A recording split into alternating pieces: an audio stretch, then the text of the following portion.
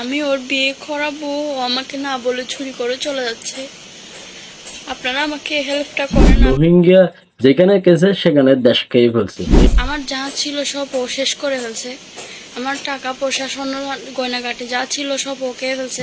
আসসালামু আলাইকুম গাইস, আগে এই মেয়েটার কথাগুলো শুনুন।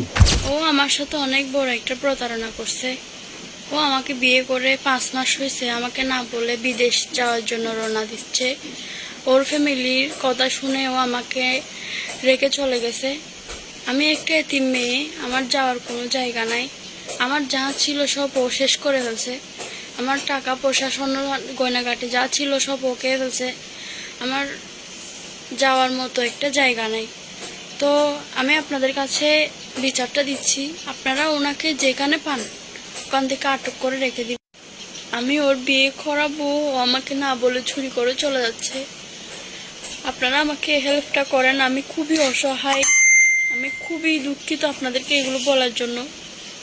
আপনারা আমাকে এতটুকু সাহায্য করেন, আমার পৃথিবীতে কেউ নাই সাহায্য করার মতো। প্লিজ আপনারা আমাকে, ওকে যেখানে পান আমাকে ধরাই দেন।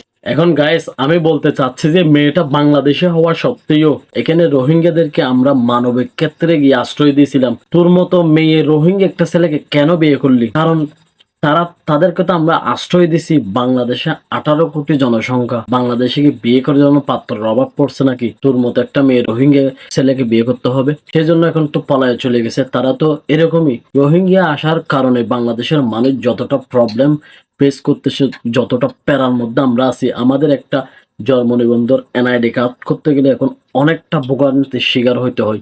সব ডিটেলস গুলা দেওয়ার পরেও তাদেরকে নাকি একটা প্রত্যয়ন দিতে হয় যে আমি রোহিঙ্গা নয়, এরকম একটা প্রত্যয়ন দিতে হয়। তো আমরা খুবই টেনশনে আছি।